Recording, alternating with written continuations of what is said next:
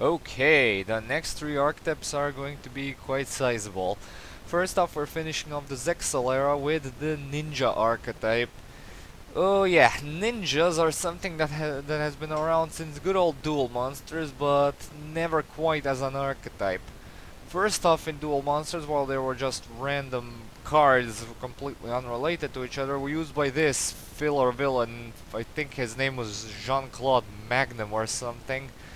And yeah, obvious Jean-Claude Van Damme reference. And then, starting from the Zexal era, they started to get some semblance of an archetype, and they even got an own sub-archetype with its own playstyle, and were used by this dude here, known as Yamikawa.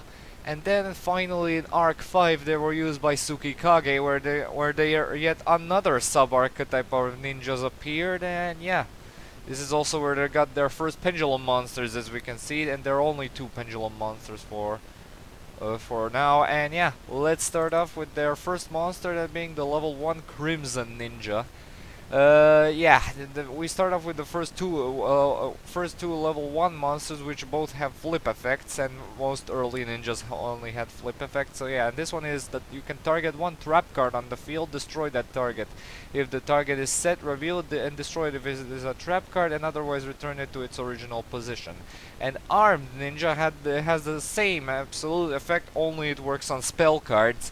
So yeah, these two were one of the most common spell and trap removal in the game, since Mystical Space Typhoon wasn't always the most plentiful option, and yeah, the only other alternative was D-Spell, which only which had the Armed Ninjas effect in spell format, meaning it was a bit faster than Armed Ninjas effect. So yeah, that's not very ninja-like, not very fast. So yeah, these two are pack filler garbage now, but back in the day they were below average, vaguely. Alright, next up we have their only level 3 Lady Ninja Yay! And this one is a wind monster which you can which has the effect that you can discard one wind monster from your hand to the graveyard to return all spell and trap cards your opponent controls to the hand. So yeah, it's an opponent's only giant Trunade, and the cost was a bit too bit specific back in the day, but that was completely intentional because Giant Trunade to this day is still banned. So yeah, and giving the opponent only a Giant Trunade is pretty kick-ass. However, you need to discard a Wind monster in order to work. However, this effect is for some reason not once per turn. So if you can find some way to if your opponent finds some way to set new spell or trap cards to the field, you can just bounce them back again. So, yeah, but yeah, this is a gimmick which has no place in a modern ninja deck. So yeah, shame too, because this is one of the only female ninjas, and I'd like to see more of them. I like to see more of them kunoichis. Alright, now going on to their level 4. First, we have their last representative of the old ninjas, that being White Ninja. It has a flip effect to target a defense position monster on the field and destroy. Guess what, people? Links are things, so yeah, don't run this thing unless you're sane enough. So yeah. Alright, now going to the Zexalera sub-archetype of ninjas, those being armor ninjas. First up we have the Air Armor Ninja. This one's a level 4 with 1400 attack and defense, and when this card is summoned you can target one ninja monster you control and reduce its level by 1. Yeah, the armor ninjas focus on Xyz spamming, so this effect is not completely out of place. They have two Xyz monsters of their own, a rank 4 and a rank 5, so yeah, this effect is not out of place. So yeah, it's a okay card. Next up is Aqua Armor Ninja. This one has 800 attack and 1600 defense, and when your opponent's monster declares a direct attack, if you have another ninja monster in your graveyard, you can banish this card from your graveyard to target the attacking monster and negate that attack.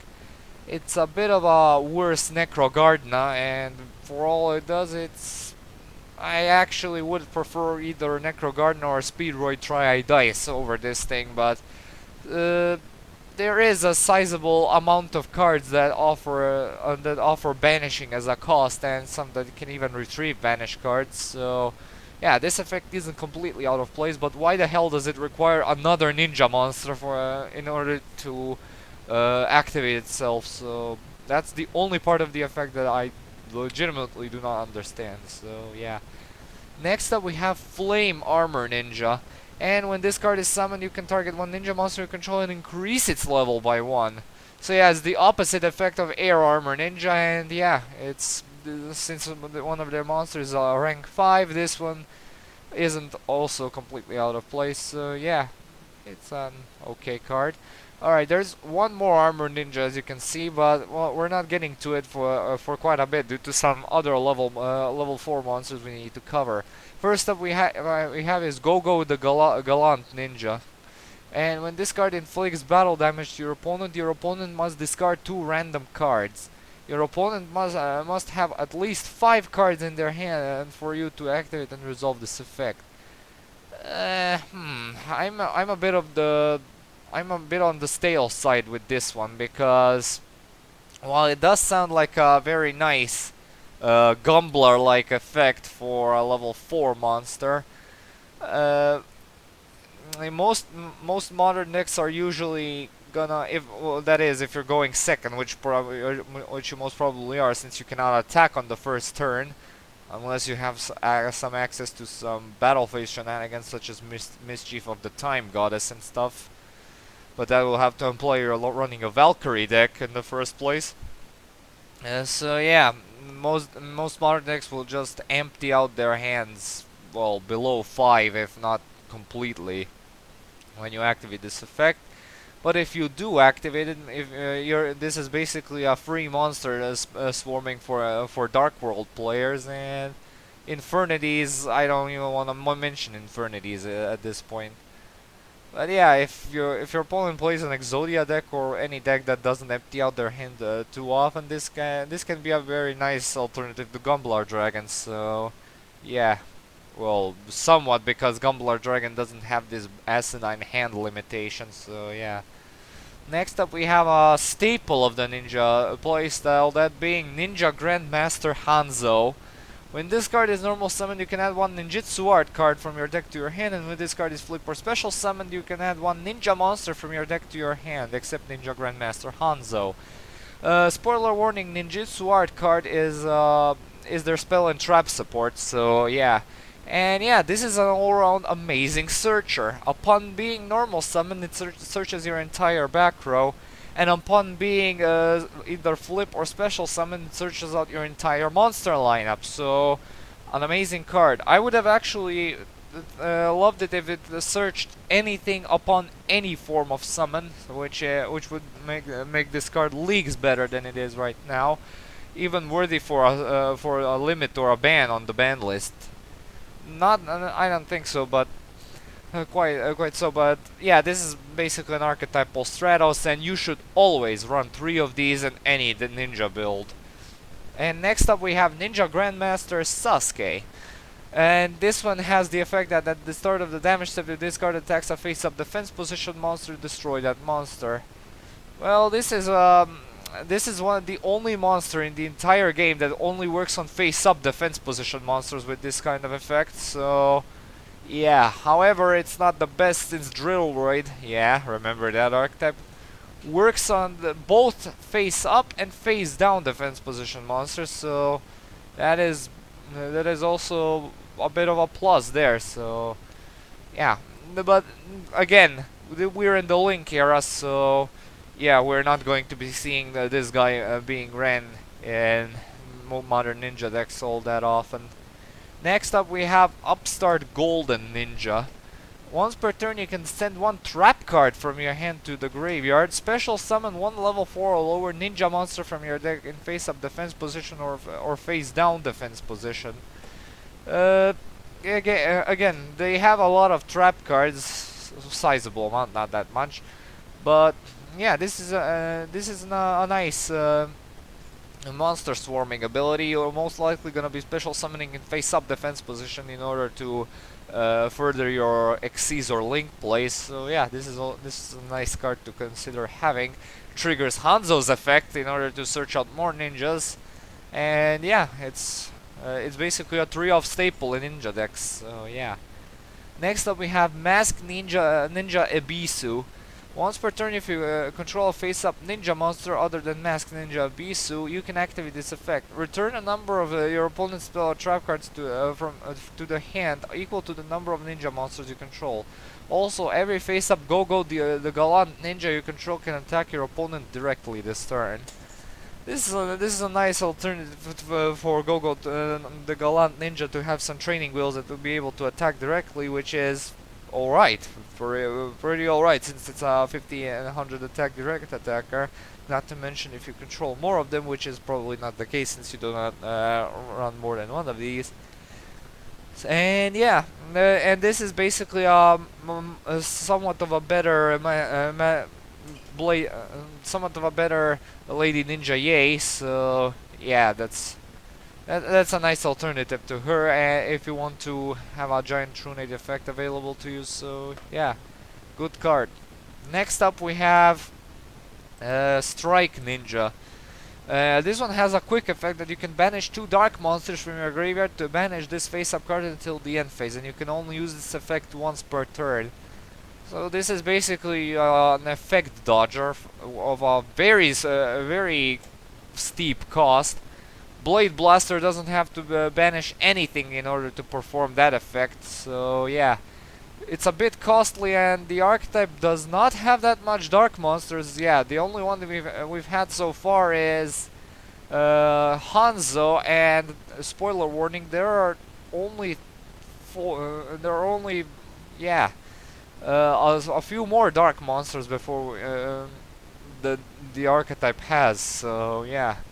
It's not to mention that not all of them are worth running, so yeah. Next up we have Yellow Ninja.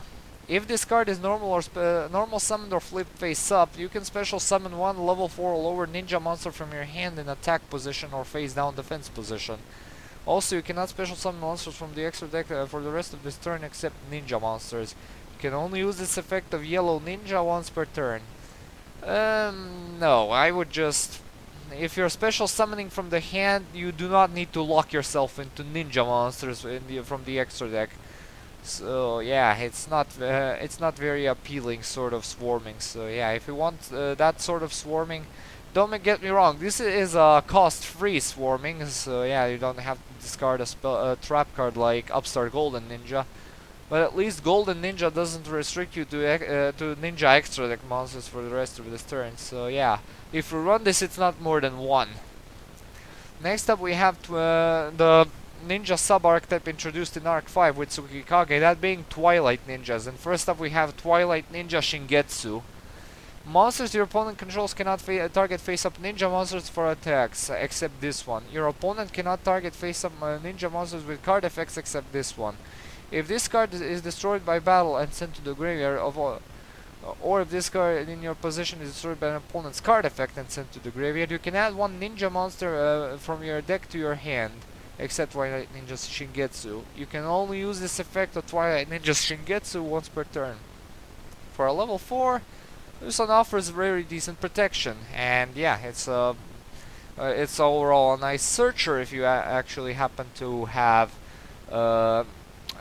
if this thing happens to be popped by a battle or card effect, which is very nice indeed. And this one is also of Dark Warrior, which is just like Strike Ninja and Ninja's Grandmaster Hanzo, which is one of the best combinations of type and attribute in the game. So yeah, I urge you to go wild with this guy because it's really worth it. Next up we have the final Armor Ninja, that being Earth Armor Ninja. This one's a level 5 with 1600 attack and 1200 defense, and if your opponent controls a monster you control no monsters, you can special summon this card from your hand. So yeah, this is the dual starter type of card, as I like to call it, and yeah, combined with Flame Armor Ninja, it can make a rank 5, and combined with Air Armor Ninja, it can make a rank 4. So yeah, that was kind of how it played out in the anime. And yeah, well, with the Link Arrow, you can make a whole bunch of different shenanigans with all the different ninjas you special summon along with this. So yeah, this one's a nice card, and you should run 2 or 3 of these. Alright, next level 5 is Blue Dragon Ninja. This one's a Water Sea Serpent, yeah, I know what I say. And 2100 attack, which is okay for a level 5. And once per turn, during either player's turn, you can discard 1 ninja monster and 1 ninjutsu art card to target 1 face-up monster your opponent control. This turn, that monster's effects are negated, also that monster cannot attack. To some of you who are immensely confused to why the hell is this thing a sea serpent, this is another sub-archetype of ninjas to where these blue dragon and other stuff like colored ninjas, as I like to call them, they have different types such as sea serpent, dragon, then winged beast, and the simply beast, dinosaur, even that. So yeah. They are most usually summoned with a certain set of spell and trap cards, which we'll get into later. And yeah, and they have they're supposed to have some of the like strongest disabling effects in the game. And as for this, effect negation and attack blockage for 1 turn at the price of discarding 2 very specific trap cards, one of which is a monster and one of which is a spell or trap card, is not very good, honestly. I mean, it can save you in a pinch, and some spell or trap cards do benefit from being in the graveyard, as well as some monsters, but it's not worth it overall. It's out of all the colored ninjas, this is one of the worst ones out there, and there are much better ones, believe me, to put in your ninja deck. Alright, so those are the level 5s. Now going on to the level 6. First up we have the Red Dragon Ninja. You do know that this was gonna be my favorite, did you now? This one's a Winged Beast, has very good stats for a level 6, so 2400. And when this card is summoned, you can banish 1 ninja or ninjutsu art card from your graveyard and target 1 set card your opponent controls, reveal that set card, then return it to either the top or the bottom of the deck. Your opponent cannot activate the targeted card in response to this card's activation. You can only use this effect of Red Dragon Ninja once per turn. Now there you go. That's a bit of a more splashable effect, since it banishes a ninja monster or a ninjutsu art. So yeah, not to mention that the ninja can be a card, not necessarily a monster. So yeah, it gives you a bit of a more breathing space there. And yeah, bouncing back into the deck, and specifically at the bottom of the deck, can be actually a very neat form of removal. But yeah, and not to mention that the card you're bouncing is completely shut down throughout the process of you bouncing it back into the deck. So yeah, it's a fine card. Definitely not perfect. We'll get to some better ones soon. But yeah, in terms of colored ninja standards, this one's a better option than Blue Dragon. And so yeah, and next up we have Senior Silver Ninja. This one's also a level 6 with 2300 attack and 2200 defense, and when this card is flipped face up, you can special summon any number of ninja monsters except Senior Silver Ninja from your hand and or graveyard in face down defense position. There can only be 1 face up Senior Silver Ninja on the field.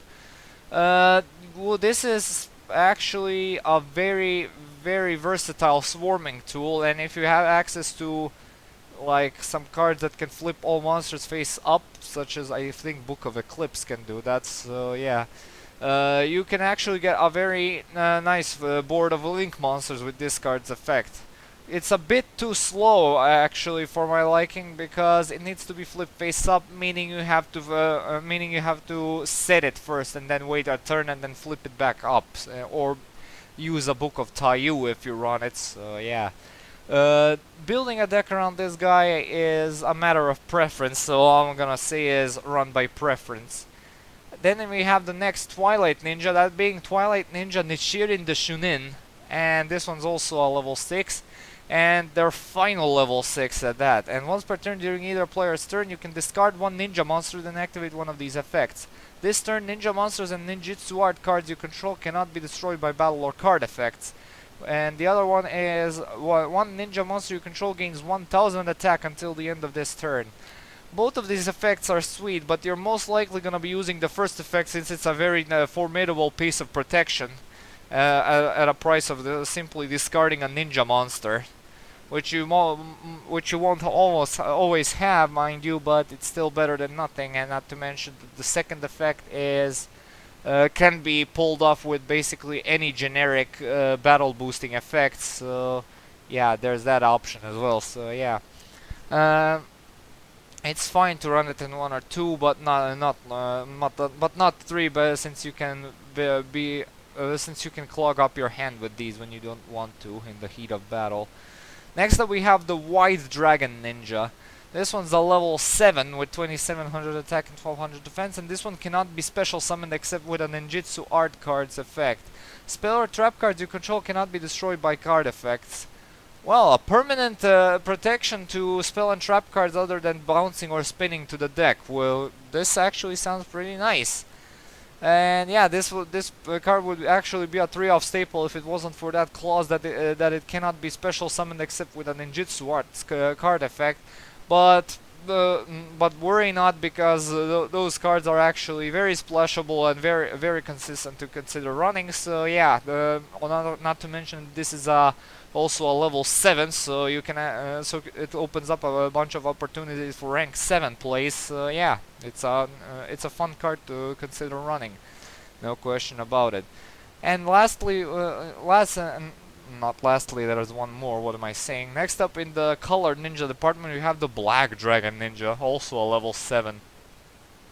This one cannot be special summoned except with the ninja, except with the effect of a ninja monster or ninjutsu art card. Once per turn during either player's turn, you can send one ninja monster and one ninjutsu art card from your hand or face up from the field to the graveyard, and target one monster in the field, banish it. And if this face-up card leaves the field, special summon as many monsters banned by this card's effect as possible to their owner's fields. Ugh, no. I mean, it's a nice removal effect, but as soon as this thing leaves the field due to it being a level 7 monster and being used as rank 7 fodder, all those monsters return to the field and probably stronger than ever. So, yeah, this one is purely cosmetic if you want to consider it worth running. So yeah, if you want to perform its effect on a frequent basis and actually have consistent banish fodder, so yeah, you'd basically run Junk Archer instead of this, since it's a much better effect. And not to mention Fortune Lady Avery, which is a fantastic piece of removal upon being revived. And yeah, it's this thing is, again, ran at one max, judging by your preference and all that. And their last colored ninja is their first level 8, that being Yellow Dragon Ninja. This one's a dinosaur type monster for some reason, has 3000 attack, and cannot be special summoned except with the effect of a ninja monster or ninjutsu art card. Once per turn, quick effect, you can send one ninja monster and one ninjutsu art card from your hand to the or face up from the field to the graveyard, and target up to 2 spell traps on the field and destroy them. No, run Twin Twisters instead. It's much more splashable and with a much less steep cost. So yeah, not recommended unless you want to fill up that trade-in quota activation in your ninja deck. So yeah. Not recommended, as I said. Next up we have the next Twilight Ninja, that being Twilight Ninja Getsuga the Shogun, their boss monster. You can tribute summon this card by tributing one ninja monster. If this card is in attack position, you can target 2 ninja monsters in your graveyard except Twilight Ninja Getsuga the Shogun. Change this card to defense position, and if you do special summon those monsters, you can only use this effect of Twilight Ninja Getsuga the Shogun once per turn. This is a nice way to swarm the field for link plays, and yeah, it's the fact that helps is that you can also summon this with only one ninja tribute, which is lovely. Also being a level 8, which opens up some trade-in potential if you don't have the resources to summon it yet. it can be special summoned no problem. And yeah, so yeah, and it's also the fact that this thing does not have to be tribute summoned specifically in order to activate its effect, which is a huge deal to me. So yeah, good card, no question about it. And closing off the extra, the main deck, sorry, what am I saying? We have there two pendulum monsters. First up we have the Twilight Ninja Kagen. This one's a level 1 with scale 10 and with 0 attack and 2000 defense. And its pendulum effect is that you cannot pendulum summon monsters except ninja monsters. This effect cannot be negated. Once per turn, when your ninja monster declares an attack, you can make that monster gain 1000 attack until the end of the damage step, even if this card leaves the field. And its monster effect is that you contribute this card and target one ninja monster you control. It gains 800 attack until the end of this turn. You are never, I repeat, never going to use the monster effect, even if your life depended on it. And with the pendulum effect being very decent, this basically eliminates the need for the second effect of Nichirin the Churin's monster. So yeah, pendulums in ninjas are very recommended. Well, don't stock up on them too much, since with Master Rule 4 you're using back row pieces to store your pendulums, and not which hurts the ninjas just a tad, a little bit, since all of their trap cards are continuous trap cards. So yeah, and those are some of the best in the game, in the archetype. I mean, so yeah, run 2 pairs of pendulum monsters. So yeah, this pendulum effect is actually very nice, and yeah, like I said, run 2 pairs of pendulum monsters. And their other pendulum monster is Twilight Ninja Jogan. This one's a level 7, scale 1, and has the pendulum effect that if your ninja monster attacks a defense position monster, you can inflict piercing damage. And its monster effect is that you can reveal one ninjutsu art card in your hand, special summon this card from your hand. If this card attacks a defense position monster, again inflict piercing damage. And unlike the previous pendulum monster, this one actually has a very formidable summoning condition, and not to mention a great level, that being 7, which means it opens up to rank 7 potential. The cost is practically non-existent and very archetype specific, which is actually a mark of a very decent archetypal card. And yeah, unlike you basically run the previous pendulum monsters at 2, and you run this one at 3 because of this very nice special summoning condition and the monster effect. So yeah, great card. And now going on to their extra deck, we won't stick there for too long, unlike the the main deck monster lineup. First up we have Blade Armor Ninja. This one's a rank 4, requires 2 level 4 warrior monsters, has 2200 attack and 1000 defense. And once per turn you can detach 1 Xyz material from this card to target 1 ninja monster you control. It can make a second attack during each battle phase this turn. This one was a very hard staple in all warrior decks, since basically it targets itself and makes itself a 2200 attack direct attacker, which is very formidable. And not to mention that this is also a very powerful effect in other ninja decks, since you can make other boss monsters with bigger stats attack twice. And yeah, this is a very nice card, and you should put in a few copies of this in your extra deck. And their other Xyz monster is number 12, Crimson Shadow Armor Ninja. This one's a rank 5 with 2400 attack and 1700 defense. Requires 2 level 5 monsters, and once per turn during either player's turn you can detach 1 Xyz material from this card. This turn, face-up ninja monsters you control cannot be destroyed by battle or by card effects. Yeah, so yeah, this one offers protection at the cost of being a bit trickier to summon, since it's a rank 5 and all. But this is a nice piece of protection, and you should always run 1 or 2 of these in your extra deck toolbox when playing ninjas. So great card. And their last monster is their newest piece of support, that being the Link monster Ninja Grandmaster Saizo. This one's Link 2, points bottom left and bottom right, requires 2 ninja monsters as materials, 2000 attack, and during your main phase you can set 1 ninjutsu art spell or trap directly from your deck. You can only use this effect of Ninja Grandmaster Saizo once per turn. Once per turn, while this card points to a monster, this card cannot be targeted for an attack. Also, your opponent cannot target it with card effects. I'm just gonna say out right now that Ninja Grandmaster Saizo is an absolutely fantastic piece of support, no question about it. Not only is he capable of fetching their spell and trap support directly from the deck and outright setting them to the field, and but also while it opens to a monster, which is not hard to do in this deck, he cannot be targeted for an attack, and he's not targetable by card effects, which is wow, amazing. You should always run 3 of these at all times in ninja decks because the card is just that good. It's fantastic, really. Alright, now going on to their spell and trap support. Well, in terms of spell cards, they only have 1, 2, 3, 4. 4 spell cards, and the other ones are continuous trap cards. First up, we have their field spell, Hidden Village of Ninjutsu Arts. If a ninja monster is summoned to your field, you can target one ninja monster or one ninjutsu art card in your graveyard, add it to your hand. But you cannot activate cards or effects of cards with that name for the rest of this turn.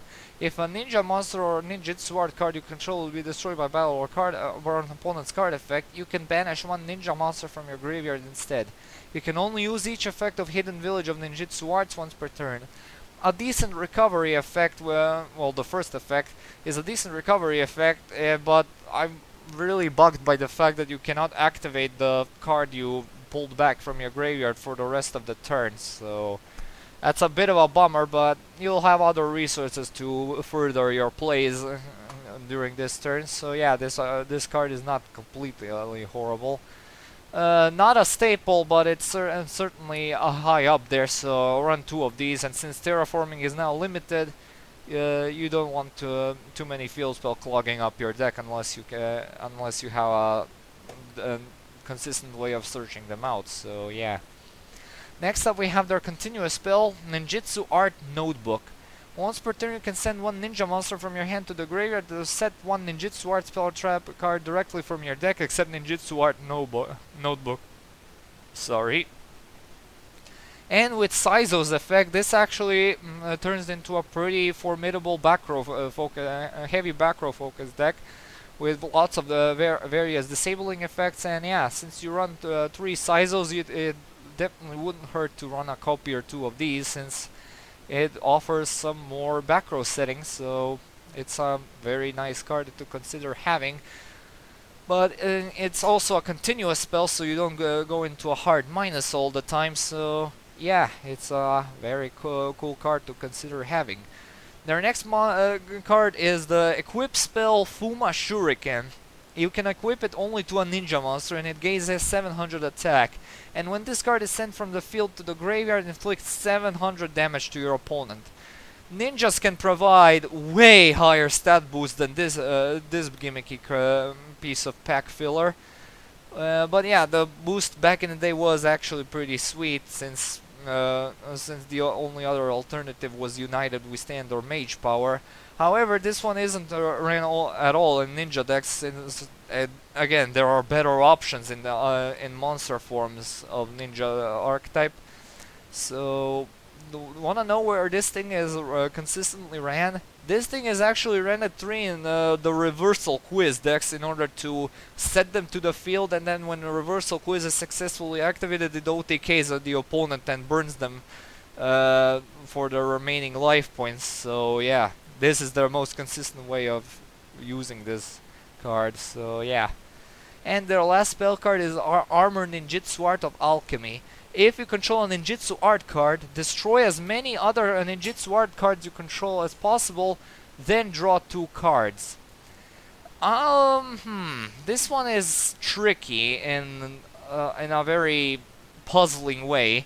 Don't get me wrong, all of the Ninjutsu Art cards are very great, and all of them are continuous trap cards, so you'll never be unable to activate this. But yeah, if this card was like that you can pick one and destroy them, such as Magic Planter, and then draw 2 cards, then I would actually call this a very formidable archetypal draw card, and would advise running 3 of these at all times.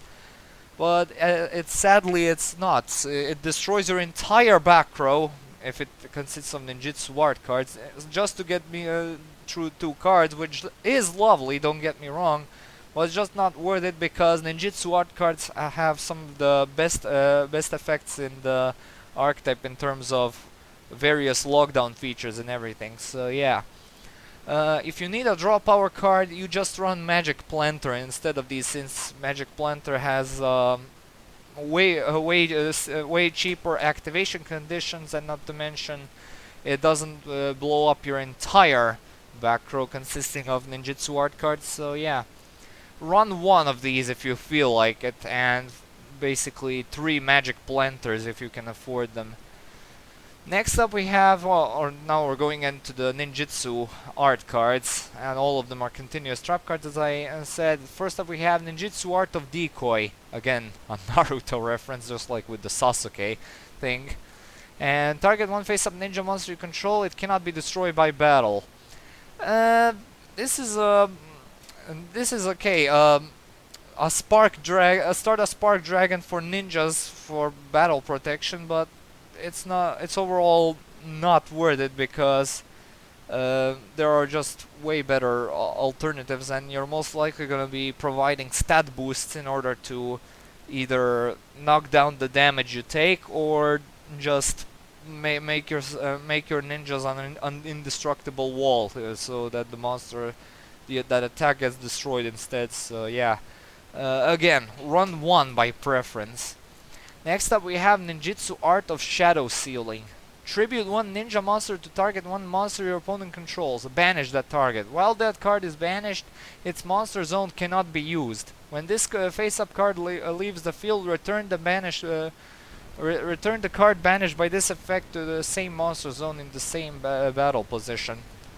Okay, so this one is interesting, and it's actually a better version of Black Dragon Ninja, since not only does it banish the monster it targets, it also makes its monster zone unusable. So yeah, this can be actually a very fun card to pull off if you can actually manage to collapse the opponent's entire front row, which can be absolutely hilarious. But it still requires a tribute of a ninja monster in order to work, not a discard, which I would have actually appreciated a bit more. And yeah, if you plan to collapse your entire monster front row, you're better off playing Ojamas with ground collapse in that regard. Next up we have Ninjutsu Art of Transformation. Activate this card by tributing one face-up ninja monster. Special summon one beast, winged beast, or insect monster from your hand or deck whose level is less than or equal to the level of the tributed monster had on the field plus 3. When this card leaves the field, destroy that monster. I am legitimately curious why the hell did they include the insect type of ninja special summoning, since none of their monsters are insect type monsters. We've seen all the monster lineup, so we know it doesn't even freaking include the dinosaur type, which one of the monsters actually has that type. So yeah. And as for this card, yeah, you basically use this thing to summon all the colored ninjas more consistently, and yeah, this is one way to summon them, and the other way is being the Ninjutsu Art of Super Transformation.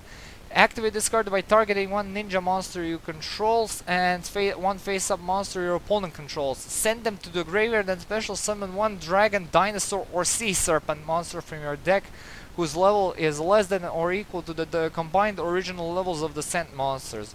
When this card leaves the field, banish that monster.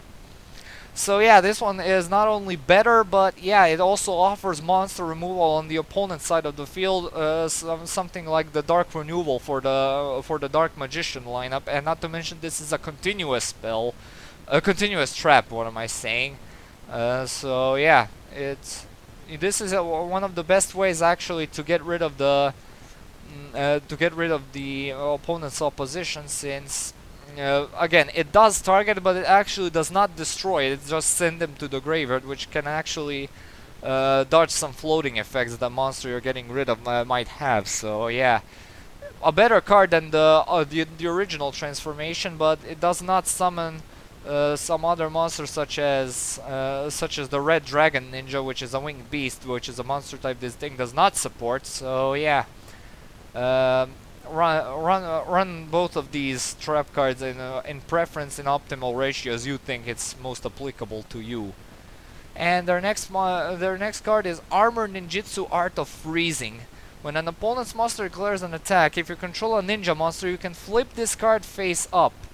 Negate that attack, and at the end of the battle phase, while this card is face up on the field and you control a ninja monster, monsters your opponent controls cannot change their battle positions. The battle position part is completely irrelevant, again, since we're in the Link era, and even before that, battle positions didn't matter that much, unless you're playing against super heavy samurais. And yeah, it's an okay lockdown card. Could have been better, but it's certainly not the worst either. So yeah, run one or two of these, depending on your preference. Next up, we have Ninjutsu Art of Duplication. Tribute one ninja monster. Special summon any number of ninja monsters from your deck in face-up attack position or face-down defense position with combined levels less than or equal to the level of the tributed monster. When this card leaves the field, destroy those monsters. So, it's a bit of a gimmicky choice to consider running, since you're most likely gonna be tributing on level 8 monsters in order to summon 2 level 4s and then go into a Link monster or a rank 4 monster. So, yeah, this is the most optimal option I can think of for activating and resolving this card's effect. So yeah, the plays you can make with this is not usually the most extensive ones, and not to mention that the activation condition due to how the card works can be a bit tricky. So yeah, run one or two of these by preference, but yeah, one of these should be the most optimal ones if you want to consider running it. Their next card is Armor Ninjutsu Art of Rust Mist. When a monster is special summoned to your opponent's field, if you control a ninja monster, halve the current attack of that special summoned monster.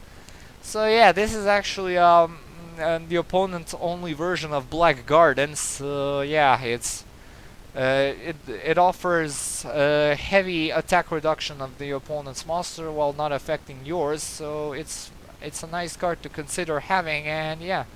If you're playing with a deck which focuses on some nice stat reduction and overall the play disruption from the opponent by making their monsters absolutely useless, then a copy or two of these couldn't hurt. And their final card is Ninjutsu Art of Mirage Transformation. Good God, this was a long archetype analysis. Tribute one ninja monster, then target one monster your opponent control one monster in your opponent's graveyard, special summon it to your field. It is also treated as a ninja monster while this card is face up on the field, and when this card leaves the field, send that monster to the graveyard. You can only activate one Ninjutsu Art of Mirage Transformation per turn. Or you can do none of that and just run Monster Reborn, because that's a better option, not to mention that the monster remains on the field regardless, even if this card does not exist. So yeah, Monster Reborn is always a better option over this thing. And time for the grades. In terms of consistency, there are warriors. They have a few dark warriors, which opens up some third-party searching consistency. So not to mention Hanzo is one of those dark warriors. And they have access to Rhoda, and they have access to a lot of level 4s, so Goblinburg is often a nice choice to consider running. Kage to Kage for rank 4 plays. They have access to varying play styles and searching options, so yeah, it shouldn't be hard for me to give them a 3 out of 3 in that regard. Power is there, but it mostly depends on the various stat boosting effects of other ninja monsters in order to make them into formidable beatsticks. So they have the potential to hit very hard, but that isn't often the case. So yeah, I'm gonna give them a 2 out of 3 there. Comeback ability usually depends on stuff like on their spell or trap lineup, or some ninja monsters which have decent graveyard effects and can revive other ninjas from the graveyard, or just swarm the field with other monsters such as upstart golden ninjas or Hanzo, making that key search your main comeback enabler. So yeah, comeback ability is a bit flimsy there, so I'm gonna give him a 2 out of 3 there.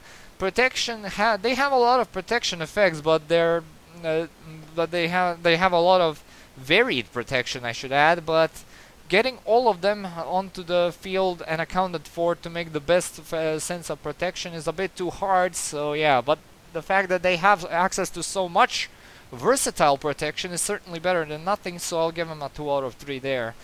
And as for the versatility, due to being a level 4 warrior centric build with some nice tribute monsters and have some rank 7 potential going on there, not to mention Zephyros can be used to bounce back their spell and trap cards, which you currently don't want to be blown up by their draw cards. So yeah, they have access to a lot of versatility potential, so I'll definitely be generous here and give them a 3 out of 3.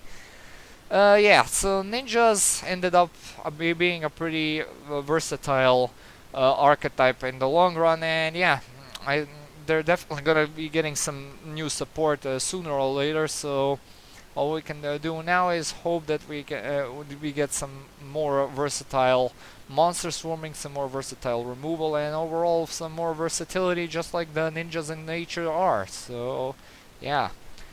And as for this video, it's been going on for quite a while. Thank you all so much for watching. Stay tuned for more videos. There's an updates, comment, like, and subscribe. And as usual, I'll upload the next video whenever I can. See you all. Have a good day and peace.